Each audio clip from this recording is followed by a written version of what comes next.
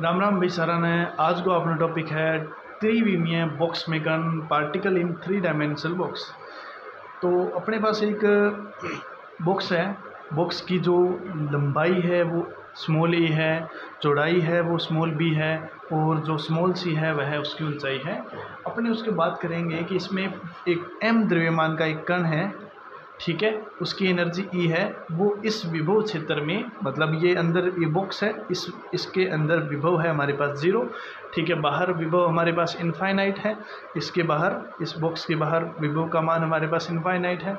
हमें क्या करना है, इस बॉक्स के अंदर कण की गति पर विचार करना है, ठीक है। तो अपने देखते हैं, सबसे पहले क्या करते हैं कि इस कण के लिए अपने श्रोडिंगर समीकरण लिखते हैं। श्रोडिंगर समीकरण क्या होगी, देखो श्रोडिंगर समीकरण वैसे तो क्या थी हमारे पास, h² में 2m d² psi over dx² plus v psi equal to क्या था, e साइन, ठीक है।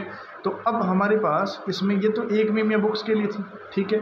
अब ये अपने पास त्रिविमीय बॉक्स है, इसलिए हमारे पास क्या हो जाएगा कि -h² में 2m del² over del x² plus del² over del y² plus del² over del z², इसके साथ में क्या आ जाएगा साइन, प्लस v साइन, ये 0 हो जाएगा, कर लेंगे आगे अपने, ठीक है। इसके आगे होगा e साइन, ठीक है। अब हमें क्या करना है, इसके अंदर वैल्यू पुट करनी है। तो कैसे, del² psi over del x² plus del² psi over del y² plus del² psi over del z²।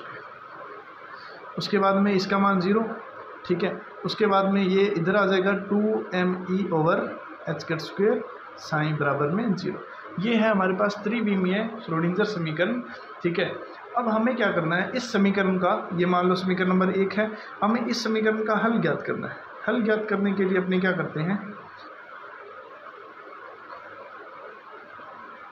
हल ज्ञात करने के लिए हम क्या करते हैं, साइन को, साइन है वो किसका फलन है, x, y और z तीनों का फलन है।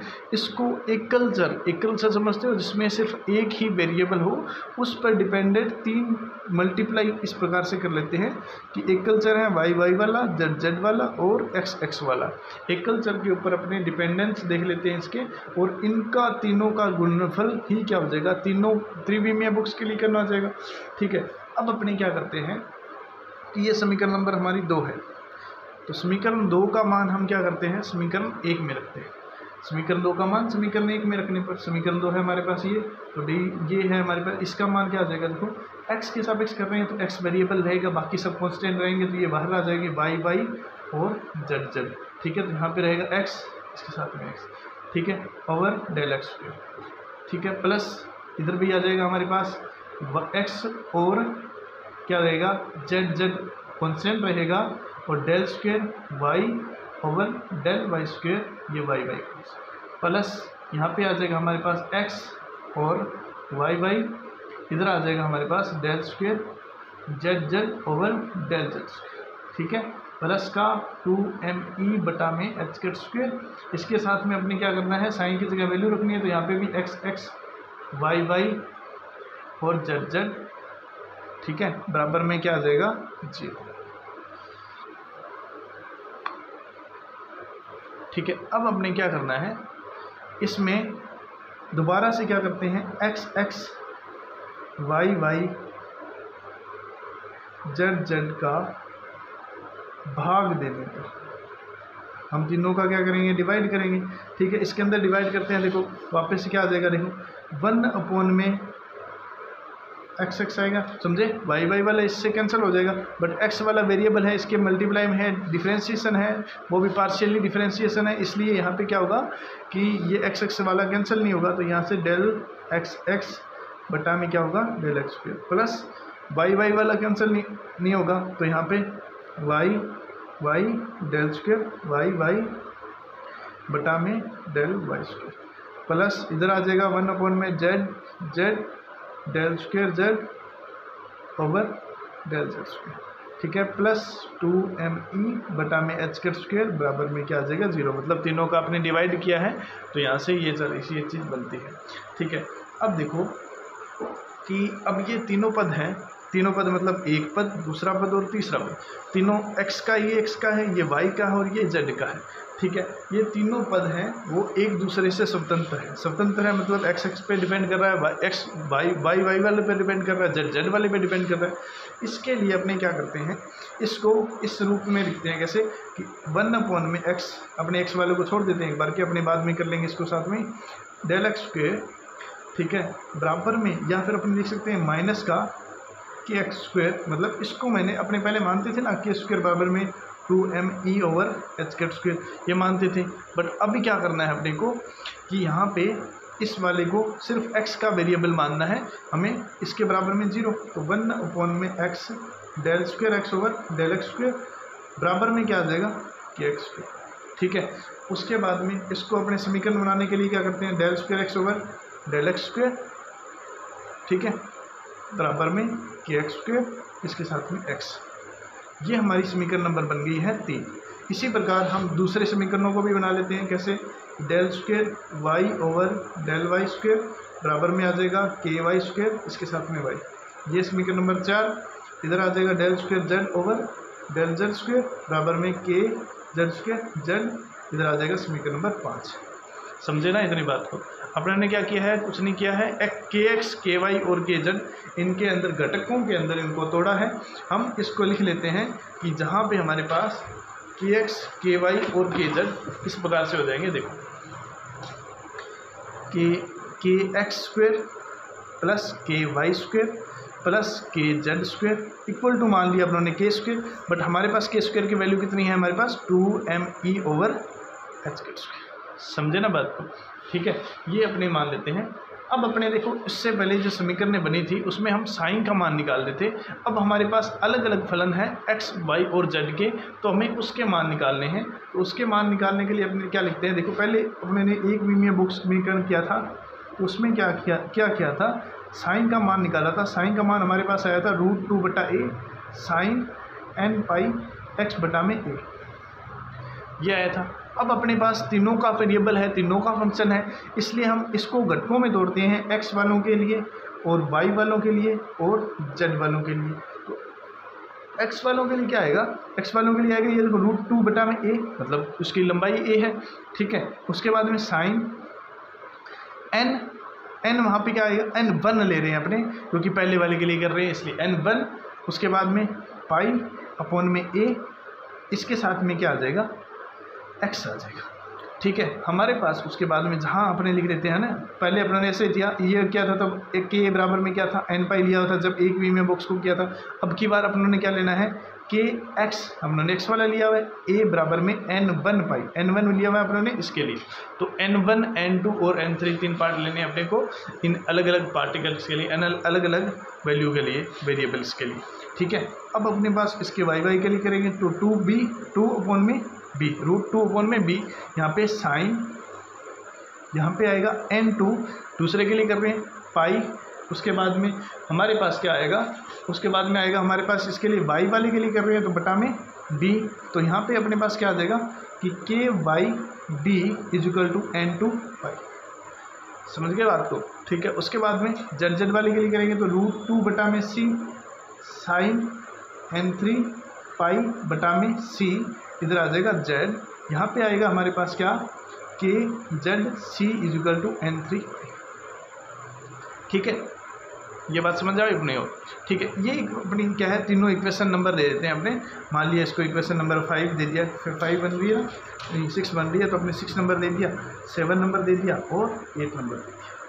अब देखो हमारे पास हमने क्या लिखा था कि साइन है वह x, y और z तीनों का फंक्शन है, वो क्या है, एक एक चर पर डिपेंड कर रहा है, ये तीनों का मल्टीप्लाई के रूप में अपने ने लिखा था। अब अपने को साइन का मान निकालना है तो हम क्या कर देते हैं, समीकरण 6, 7 और 8 को आपस में मल्टीप्लाई कर देते हैं। ठीक है, तो अपने क्या करते हैं, psi x, y, z equal to हम क्या करते हैं, तीनों का मल्टीप्लाई कर देते हैं। तीनों का मल्टीप्लाई करेंगे तो हमारे पास आ जाएगा क्या, 8/abc, मतलब तीनों का मल्टीप्लाई कर दिया हम लोगने।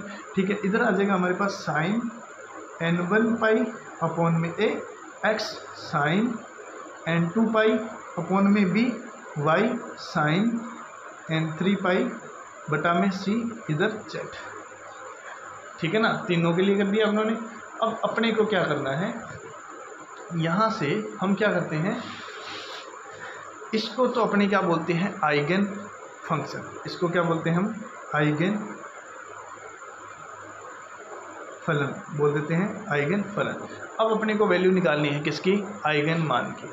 आइगन मान की वैल्यू निकालने के लिए अपने क्या करते थे, देखो पहले तो हमारे पास जैसे एक बीमीय बॉक्स के लिए किया था, तो हमने क्या किया था, के स्क्वायर बराबर में क्या था 2me बटा में एच स्क्वायर। यहाँ से ई की वैल्यू निकाली थी एच स्क्वायर, के स्क्वायर बटा में 2m। अब हमारे पास के की वैल्यू 1 नहीं है, के की वैल्यूज़ 3 है। अब अपने क्या करते हैं, तीनों को लेते हैं। तीनों को कैसे लेते हैं, हमारे पास के एक्स आएगा, ठीक है। के एक्स की वैल्यू हमारे पास क्या है, n1 पाई बटा में a। के वाई की वैल्यू क्या है, n2 पाई बटा में b। उसके बाद देखिए जेड की वैल्यू क्या है हमारे पास, n3 पाई बटा में c। हमारे पास 3 वैल्यूज़ हैं, ठीक है ना। हमें क्या करना है, इन तीनों का मल्टीप्लाई करना है। देखो हम लोगों ने एक इक्वेशन भी बनाई थी, ये वाली, देखो ये वाली, जिसमें हम लोगों ने क्या किया था कि के एक्स स्क्वेयर प्लस के वाई स्क्वेयर प्लस के जेड स्क्वेयर इक्वल टू क्या है हमारे पास 2me बटा में एच स्क्वेयर, ठीक है। तीनों को हमने 2me अपन में एच स्क्वेयर के लिए बराबर रखा था। अब अपने क्या करते हैं, हम इसको वापस से सॉल्व करते हैं। कैसे, मतलब इसके अंदर वैल्यू पुट करते हैं। वैल्यू पुट करने के लिए अपने क्या करते हैं कि एक्स की वैल्यू हमारे पास क्या है, n1 पाई बटा में a इसका स्क्वेयर प्लस n2 पाई बटा में b इसका स्क्वेयर प्लस n3 पाई बटा में c इसका स्क्वेयर बराबर में क्या है हमारे पास 2me बटा में एच स्क्वेयर, ठीक है ना। इतनी वैल्यू समझ आ गई। अब अपने क्या करते हैं, इसका स्क्वायर खोलते हैं, n1 स्क्वेयर पाई स्क्वेयर बटा में a square plus n2 square pi square बटा में b square plus n3 square pi square बटा में c स्क्वेयर बराबर में 2me बटा में एच स्क्वेयर। हमने ने वैसे ही उसके अंदर पहले जिससे मान निकाला था, ई का मान निकाला था, अभी भी अपने को क्या निकालना है, ई का वैल्यू निकालना है। इसके लिए अपने क्या करते हैं, इसके अंदर वैल्यू निकालते हैं ई का। अब अपने को ई की वैल्यू निकालनी है। ई की वैल्यू निकालेंगे, यहाँ से क्या आएगी, ई बराबर में आएगा एच स्क्वेयर ओवर 2m।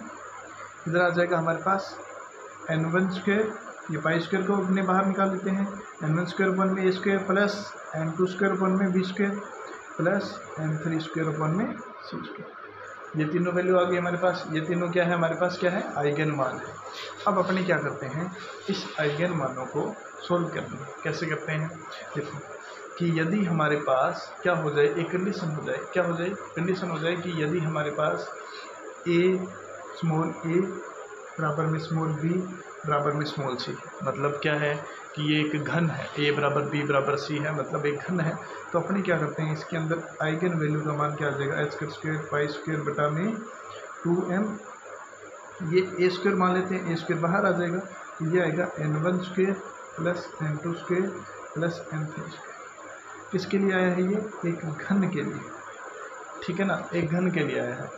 अब अपने क्या करते हैं, इसके लिए ही अपने को आइगन फंक्शन निकालते हैं। आइगन फंक्शन निकालने के लिए अपने क्या करते हैं, साइन एक्स वाई जेड हमारे पास था, ठीक है।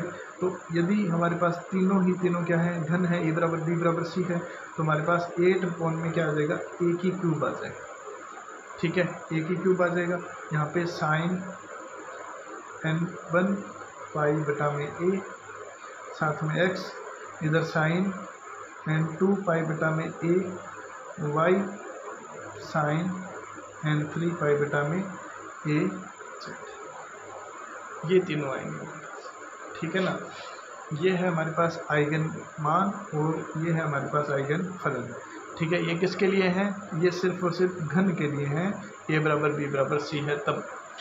अब इसके लिए अपने क्या करते हैं, मान लो हमारे पास इस एनर्जी के लिए बात करता हूँ कि ये जो एनर्जी है, इतना मान, ये तो हर एक पॉइंट के लिए रहेगा, हर एक पॉइंट के लिए रहेगा। तो इसलिए अपने इसको एक मान लेते हैं E1, मतलब ये तो चेंज होने वाला नहीं है, ठीक है ना। एच स्क्वेयर की वैल्यू होती है h अपॉन में 2 पाई, m हमारे पास द्रव्यमान उसका फिक्स है, ठीक है।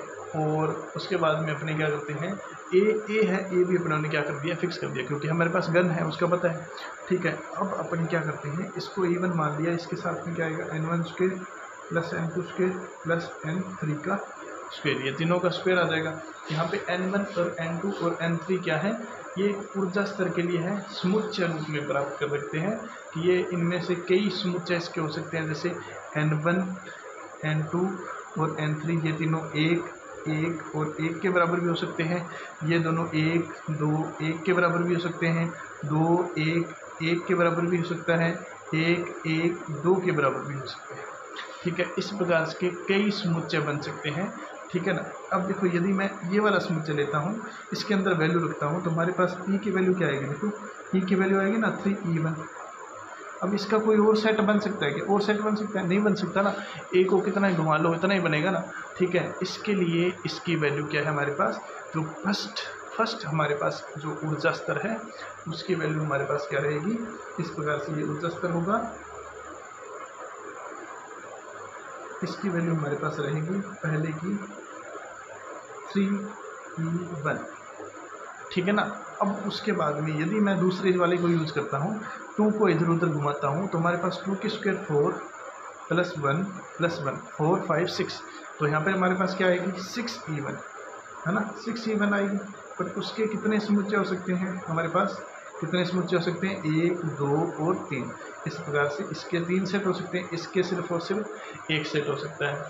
ठीक है ना। उसके बाद में आता है, इसके बाद में आएगा 9e1। 9e1 भी कैसे निकलेगा, 3, ठीक है, या फिर अपने क्या करते हैं 2 2 1 कर लेते हैं। ठीक है, 2 1 और उसके बाद में 2, उसके बाद में 1 2 2, ये वाला अपने यूज़ कर लेते हैं। तो यहाँ पे अपने पास क्या आ जाएगा, 2 2 क्या हो जाएगा 4 हो जाएगा, 2 2 फिर 4 हो जाएगा, फिर 1 हो जाएगा, इसकी वैल्यू क्या आएगी 9 आएगी ना। ठीक है, तो 9e1 का भी कितने सेट हो रहे हैं, 1 2 और 3, तो इसके भी 3 सेट हो रहे हैं। ठीक है ना। अब इसी को बोलते हैं कि एक ही ऊर्जा स्तर नहीं मिल रहा है अपने को। ठीक है, इसी को बोलते हैं हम ऊर्जा स्तर की अपभ्रष्टता। अपभ्रष्टता मतलब डिजेनरेसी बोल देते हैं इसको, कि एक ही ऊर्जा स्तर नहीं मिल पाता है, इसके लिए इसको बोलते हैं ऊर्जा स्तर की अपभ्रष्टता। ठीक है, तो त्रिविमीय बॉक्स में हमें कई प्रकार की ऊर्जाएं मिलती है, और इसके संगत हमें ये आइगन फलन मिलेगा, और इसके संगत हमें आइगन मान मिलेगा। ये क्या है, A = B = C है। इसके लिए हमें ये घन है, घन के लिए हमें क्या करना है, आइगन फंक्शन और आइगन मान के वैल्यू निकालना। ठीक है, इसी के साथ थैंक यू सो मच।